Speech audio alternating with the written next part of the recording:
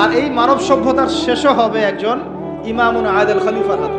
তাহলে সভ্যতা শুরু হলো ইসলাম দিয়ে, সভ্যতা শুরু হলো খিলাফা দিয়ে, সভ্যতা শুরু হলো শরিয়া আইন দিয়ে, আর শেষও হচ্ছে একজন ইমামের হাতে, একজন নবীর হাতে এবং ইসলামী খেলাফতের হাতে, তাই না? বিশ্ব ব্যবস্থার গন্তব্য হচ্ছে ইসলামী খেলাফা। এই বিশ্বের গন্তব্য কি? আস্তে আস্তে আবারও ইসলামী খেলাফার দিকে আসবে। নবুয়তের আদলে খেলাফা আসবে, আবার নবুয়তের আদলে খেলাফা আসবে ইনশাআল্লাহ। এখন আমরা জানলাম যে খেলাফা দিয়েই শুরু হয়েছে, খেলাফা দিয়েই শেষ হবে।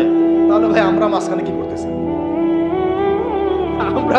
আমরা মাঝখানে আসলে কি করতেছিলাম?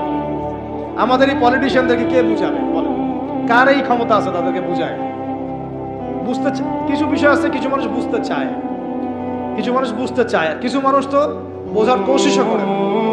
কিছু আছে অবুঝ, যাদেরকে বোঝানো যায়, আর কিছু না বুঝ, যতই বুঝান বুঝবে না। এটা কি বলা হয়? এটাকে বলা হয় না বুঝ, কখনোই বুঝবে না। সুম্মুন বুকমুন উমিয়ুন ফাহুম লা ইয়ারজিউন, এরকম আর কি। এর কথা হচ্ছে দাওয়াত তো দিতে হবে আমাদেরকে, বুঝুক আর না বুঝুক আমরা কি করব? দাওয়াত দিব। নবী সাল্লাল্লাহু আলাইহি ওয়াসাল্লাম আবু জাহেল আবু লাহাবদেরকে দাওয়াত দিয়েছেন না?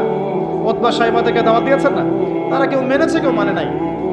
ওমর রাদিয়াল্লাহু আনহু দাওয়াত কবুল করেছেন, হামজা রাদিয়াল্লাহু আনহু দাওয়াত কবুল করেছেন, খালিদ বিন ওয়ালিদ দাওয়াত কবুল করেছেন। কিন্তু দেখা গেছে আবু জাহেল, আবু লাহাব, উতবা শাইবা, আশনাক বিন শারিকেরা দাওয়াত কবুল করে নাই। কিন্তু আমাদের দাওয়াতটা সব মহলেই প্রচার করতে হবে। আল্লাহ পাক আমাদেরকে বোঝার তৌফিক দান করেন।